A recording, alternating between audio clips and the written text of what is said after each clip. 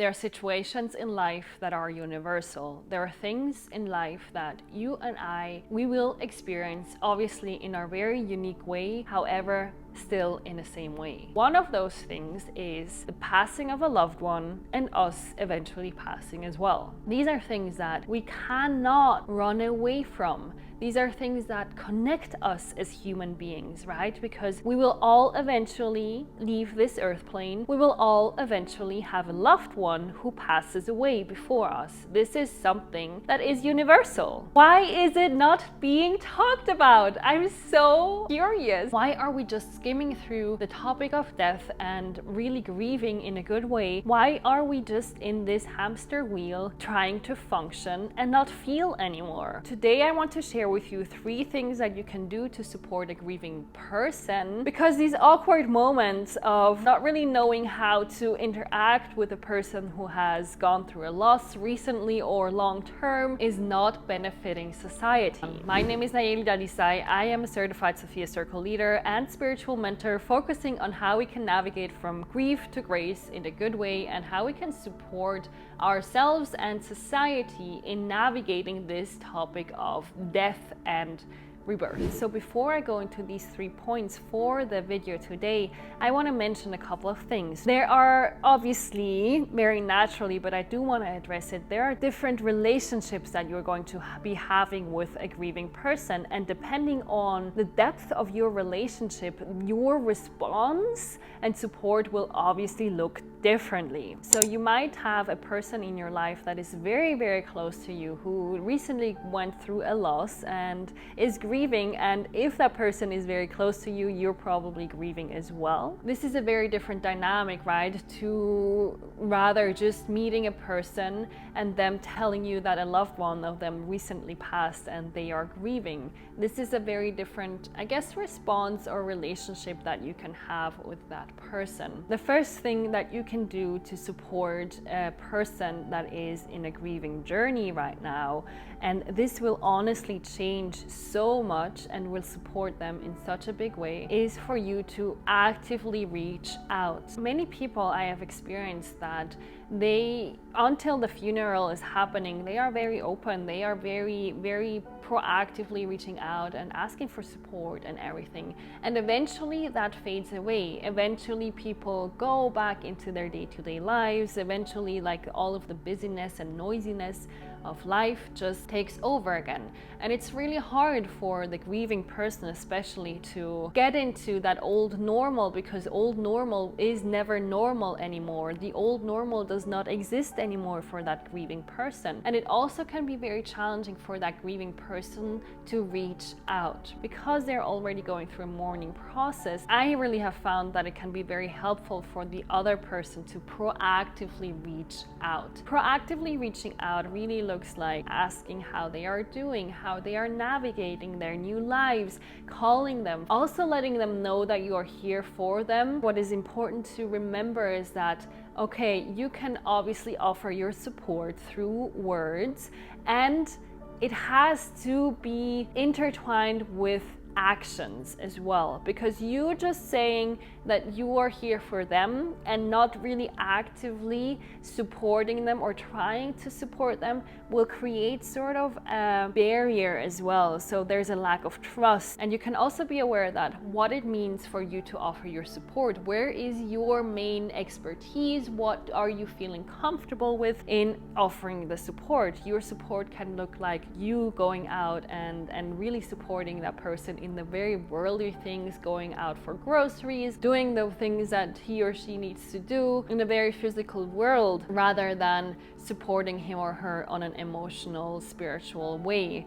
You can figure out for yourself, where is your zone of genius? How can you support that person to the best of your capacity? So the second thing that I would offer really intertwines with the first one, obviously, but it's more dedicated to the communication aspect and really being honest where you are. You can say and be very honest of, like, you feel uncomfortable and you don't know how to navigate this right now. You can say it for yourself. You can also share it with that person that is grieving. However, be very cautious how you are sharing that, because you don't want to let the person who is grieving to feel that he or she has to change and be the responsible person. He or she who is grieving right now is allowed to feel grief. However, if you really genuinely feel like you want to help that person in the best way possible, it might be a very interesting thought for you to communicate that. This is so valuable if you're so genuine, and if that person who's grieving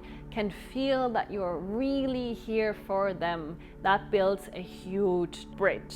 Ask the questions, be curious on what it is that that person needs. And also you can seek out support from maybe other people who have gone through a similar journey. Ask them how they navigated through that when they were supporting that grieving person.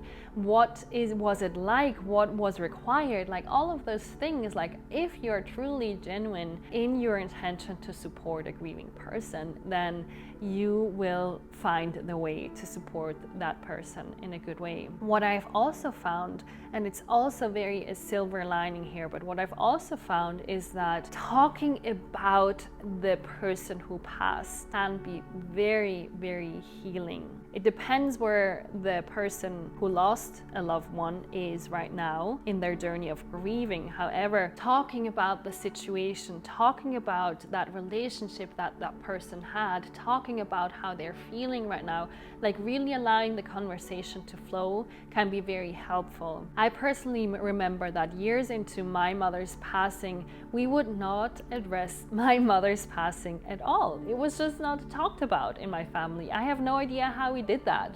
It was like, okay, she's just not here anymore, and that's it. Like, let's continue with our lives. And it's very odd to me from this embodiment right now to understand what happened there in my life. Like, how did no one really fully take that responsibility and take me to the people where I could actually really move through my emotions and feelings and dive into that, because I was in a numbing phase for years. And nowadays I really enjoy talking about my mother. I really also enjoy when people ask about my mother, because it allows the memories of my relationship with my mother and her own embodiment, her own legacy to become alive again, right? And it's something that is so beautiful, and it is very touching when someone has the confidence and the courage to ask the questions that most people are very shy and not confident to ask about a deceased one. Because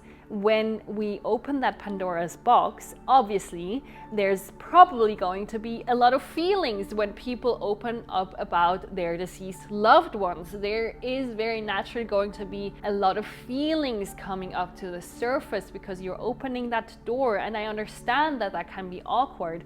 However, if you really genuinely want to support that person through their grieving journey, definitely allow the person who crossed over to become alive once again through stories, through memories, through sharing, through the feelings, through the emotions, through all of it. And when we can allow the legacies of the people who crossed over to be re-alived and reintegrated into our daily lives, it is so valuable for everyone, because we are interweaving with the people who crossed over in the best way possible. If you are connecting with your ancestors or anyone who crossed over, I have a video up here that shares about 3 things that are important to remember when we are opening up that portal and connecting with the deceased ones. I already went ahead of me right now, because the 3rd thing that I wrote down for this video is for you to really genuinely ask questions and allow the person that passed away to be reawakened and to be relived in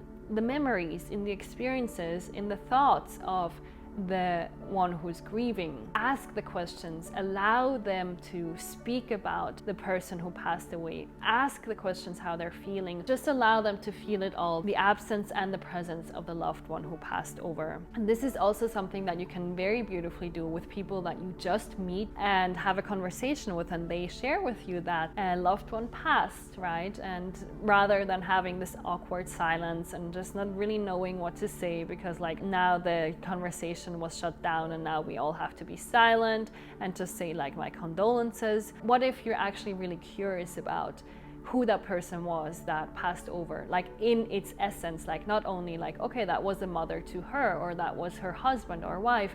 No, who was that person who just passed away? What was their story? What was their essence? What was their legacy? What did they do? How did they live? What was their relationship? Like really being curious and noting that down is, I think, can be very, very helpful and can bring a bit more excitement, bring a bit more depth, bring a bit more coloring into this topic that is filled with so much grief and so much heaviness. This is very, very helpful for us to relive these experiences in community, because many of us are grieving in silence.